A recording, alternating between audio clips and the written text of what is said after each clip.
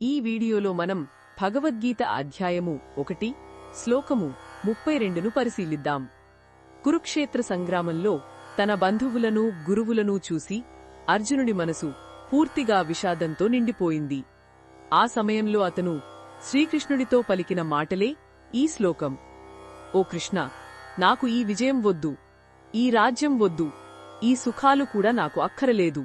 ఓ గోవిందా, మనం ఎవరికోసమైతే ఈ రాజ్యం, భోగాలు, సుఖాలు కోరుకుంటామో వారే మన ప్రాణాలను, ధనాన్ని పణంగా పెట్టి ఇక్కడ యుద్ధానికి సిద్ధంగా ఉన్నారు. అలాంటప్పుడు ఈ రాజ్యం మనకెందుకు, ఈ భోగాలు మనకెందుకు, చివరికి ఈ జీవితం కూడా ఎందుకు అని అర్జునుడు తన ఆవేదనను వ్యక్తపరిచాడు.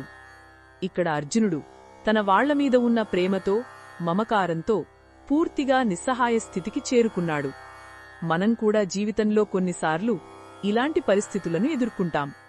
ఏదైనా పెద్ద విజయం సాధించినా మన సంతోషాన్ని పంచుకోవడానికి మన ప్రియమైన వారు లేకపోతే ఆ విజయం నిరర్ధకంగా అనిపిస్తుంది. అర్జునుడి బాధ కూడా అలాంటిదే. తన సంతోషానికి కారణమైన వారినే చంపి రాజ్యాన్ని పొందితే ఆ రాజ్యాన్ని ఎవరితో కలిసి అనుభవించాలి అని అతను ప్రశ్నిస్తున్నాడు. ఇది కేవలం యుద్ధం గురించిన ప్రశ్న కాదు, జీవిత పరమార్థం ఏమిటి అనే ఒక తాత్వికమైన ప్రశ్న. ఈ శ్లోకం మనకు ఒక ముఖ్యమైన విషయాన్ని నేర్పుతుంది. మన జీవితంలో భౌతిక విజయాలు, సంపదలు తాత్కాలికమైనవి.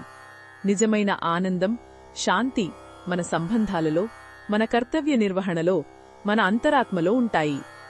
అర్జునుడి ఈ మానసిక సంఘర్షణనే భగవద్గీత అనే అద్భుతమైన జ్ఞానానికి దారితీసింది. మన జీవితంలో కూడా కష్టాలు వచ్చినప్పుడు మనం దేనికి విలువిస్తున్నామో పునఃపరిశీలించుకోవాలి. ఇది ఈ శ్లోకంలోని భావాన్ని వివరించడమే లక్ష్యం. మరిన్ని భగవద్గీత శ్లోకాల అర్థాన్ని తెలుసుకోవాలంటే మా తదుపరి వీడియోలను తప్పకుండా చూడండి.